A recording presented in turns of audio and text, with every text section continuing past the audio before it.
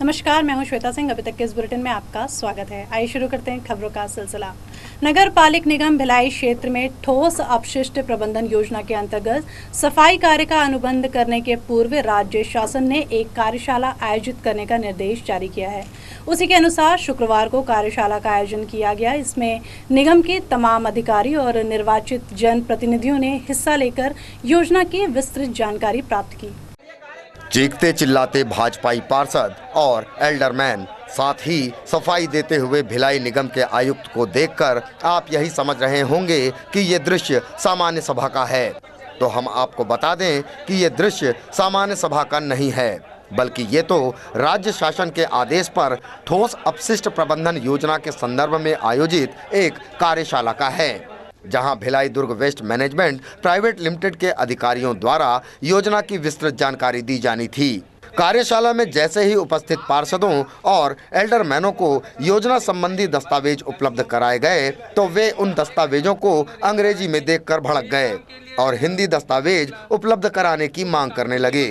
जैसे तैसे निगम आयुक्त संजय अग्रवाल ने उन्हें शांत कराया और कहा कि ये दस्तावेज राज्य शासन के विधि विभाग से आए हैं, इसलिए हमारे द्वारा इसमें कोई भी फेरबदल नहीं किया जा सकता।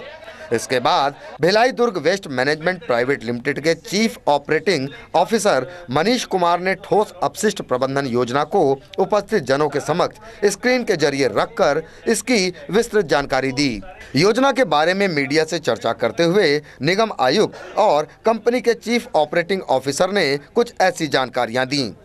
इसमें एग्रीमेंट किया जाना है, तो एग्रीमेंट किए जाने से पहले किस तरह की चीज़ें होंगी, कैसा क्या होगा, कंपनी कैसा काम करेगी फील्ड में, उसके बारे में लोगों को हमें सभी जनप्रतिनिधि जो हमारे नगर निगम के हैं उन सबको यहाँ पे इनवाइट किया गया, तो उसके संबंध में कार्यशाला है। सर, अचानक से कुछ जनप्रतिनिधियों ने कार्यशाला की शुरुआत में विरोध करना चालू कर दिया। किस बात का विरोध? नहीं, विरोध नहीं होता है, क्वेरी होती है।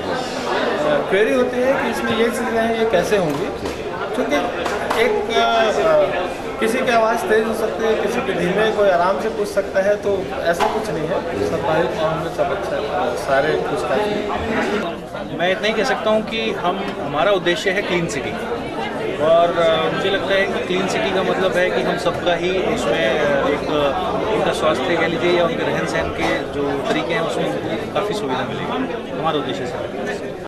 ऐसा नहीं है कि ठोस अपशिष्ट प्रबंधन योजना को सभी पार्षदों ने नकार दिया।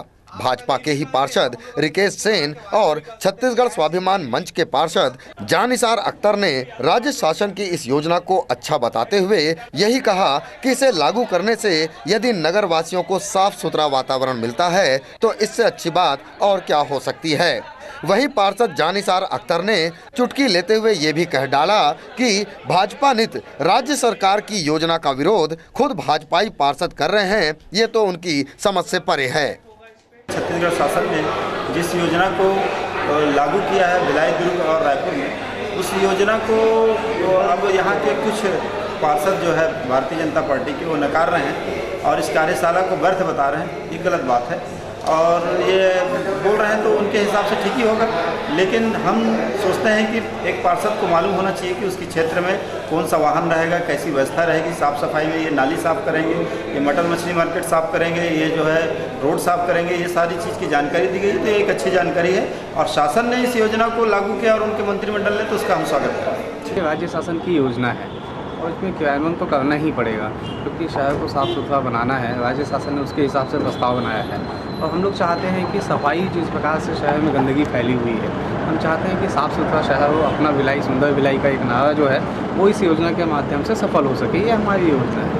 यहाँ ये बताना लाजमी है कि सॉलिड वेस्ट मैनेजमेंट यानी ठोस अपशिष्ट प्रबंधन को लेकर राज्य शासन कितना गंभीर है, ये इसी बात से पता चल जाता है कि दुर्ग नगर निगम की सामान्य सभा में इस योजना की खामियां गिनाकर उसमें संशोधन करने का प्रस्ताव पारित कर उसे शासन के पास भेज दिया गया था, लेकिन सरकार ने कोई भी संशोधन करने से साफ इनकार कर दिया। ऐसे में यदि भिलाई निगम की सामान्य सभा ने भी यदि ऐसा ही प्रस्ताव पारित कर दिया, उसे सरकार को भेज दिया, तो उस प्रस्ताव का हश्र भी दुर्ग नगर निगम के प्रस्ताव जैसा ही होगा। कांग्रेसी पार्षदों के अनुसार ये सच्चाई भाजपा के पार्षदों और नामांकित पार्षदों यानी कि एल्डरमैनों को जरूर जान लेनी चाहिए। अभी तक के लिए भिलाई से सर्वे